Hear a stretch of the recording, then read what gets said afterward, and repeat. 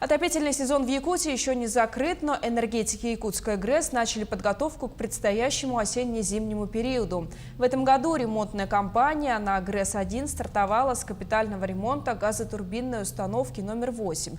Подробности в материале Ульяны Шагиной. Дефектоскопия гребней и ротора турбины – одна из трудоемких работ в рамках капитального ремонта. Задача специалистов – найти даже самые мелкие трещины или поверхностные дефекты, которые впоследствии могут привести к поломке турбины. Это цветная дефектоскопия, трехступенчатая: первый пенетрант, очиститель, проявитель. То есть он наносится поочередно, протирается, получаем результат. Там получается индикаторные следы. Если дефект округлый, да, там точка. Если дефект протяженный в виде трещины, там ломаная линия.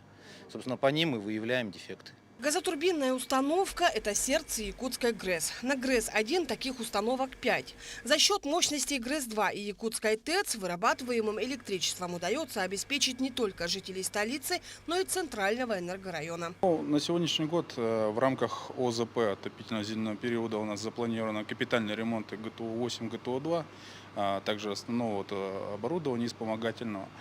Параллельно также на этот год запланированы ремонты пиковых водогрельных котлов, газопроводов, оборудование по жидкому топливу. То есть полный объем, все, что в этом году запланировано, у нас все происходит в штатном режиме. Центральный щит управления полностью контролирует режим работы всей станции, в том числе и во время капитального ремонта.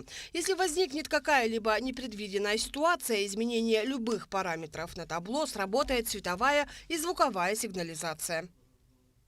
Следим, контролируем параметры за каждым турбоагрегатом, показания частоты, напряжения, нагрузки на станции.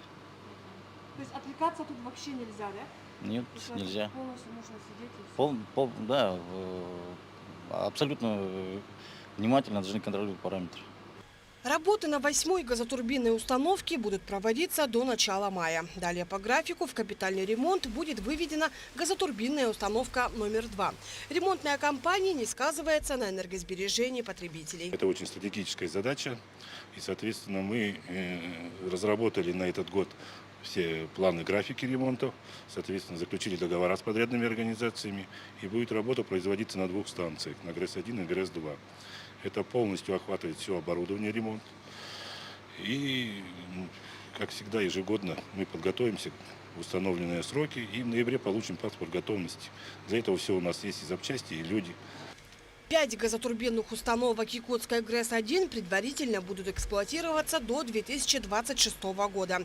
Далее здесь планируется запуск второй очереди Якутской ГРЭС-2, строительство которой уже ведется. Ульяна Шагина, Григорий Николаев, Якутск.